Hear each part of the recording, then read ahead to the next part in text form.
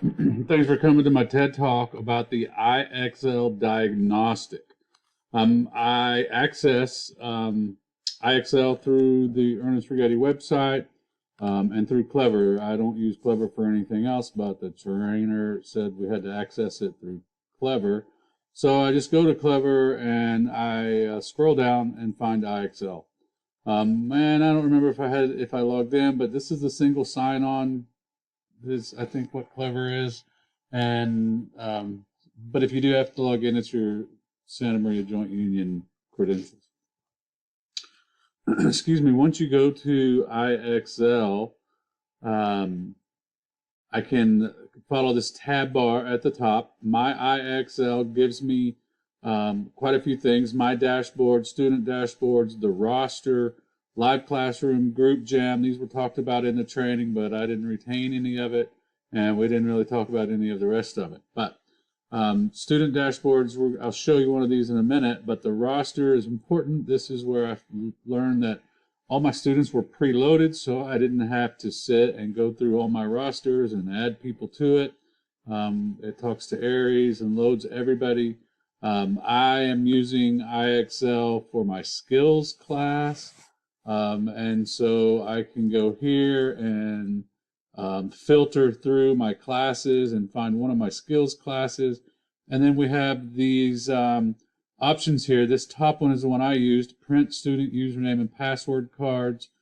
So I click there, I pick this style, you can pick either style, and then I printed that, and then I just cut them up and handed them to my students. Now, instead of having them go to Clever, which is how they would log in, which is fine, but I directed them to my Canvas page because on my Canvas, we're going to use IXL each week. So I turned one of my homepage buttons into IXL. This used to be Reading Plus. And so it just gets them used to coming to my Canvas page, go into IXL that way. So I just grabbed the image, grabbed the link, and created the button. If you need help knowing how to do that, let me know. I'll send you a different video. But that's how I got access to it myself and for my students. Now, once I get into it and have all my username and passwords, I'm going to go back to my dashboard and show you how to get to the assessment, the diagnostic tool, which is what I started today. And you just go up here to assessment and click on assessment.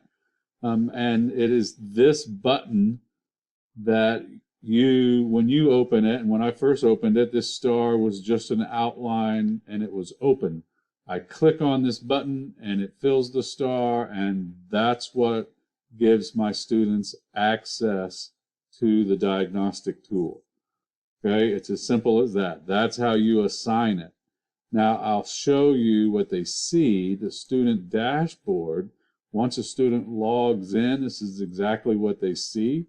And today I wasn't sure. I just walked around and this isn't exactly what it said. This changes from student to student, but this keep your levels up to date is the assessment. You notice the star up here in the top left-hand corner. So real-time assessments show you what you know and what to work on next. The way this works in IXL is they want to come into this arena at least once a week. Each week we're going to take this assessment first, and then each week you need to come back in and answer, I think it was 10 to 12 questions, and that keeps updating the plan. So you take this assessment, and the program creates these skill plans on an individual basis. So I'm kind of excited to see how that works. IXL, obviously, it has math, language arts, science, social studies, and Spanish. And so I'm kind of excited to see. I know I like the way Reading Plus worked. If the students did the work, it did get their reading levels up, and you could watch their reading levels grow, and that was fun for everybody.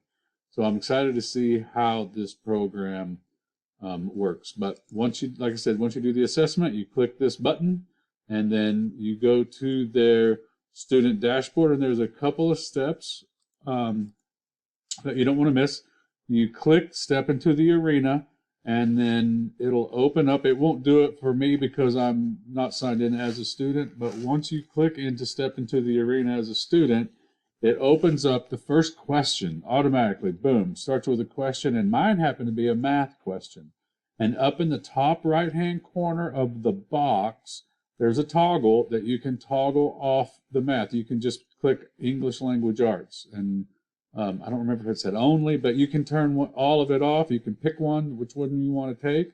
So the teacher does not have the ability to do that for everyone. They have to individually go up and turn it off. And they were really happy to turn it off. So hopefully this helps. I don't know how long it will take the students. It showed you when I would go on a student's dashboard. Oh, that was it. And is that where I see it? Maybe it's here. Step into the arena. It's going to show me Isaiah has taken part of this test. And so this is the results I've been given so far. I can tell he's still working because it says keep diagnosing to reveal your score. So he still has some work to do in the diagnostic, and this will change. But it's kind of interesting to see all the information that it's given me: vocabulary, reading strategies, writing strategies, grammar and mechanics. And from what very little I got out of the training, I heard her say that these numbers correlate to grade levels. So a 580 is a 5th grade,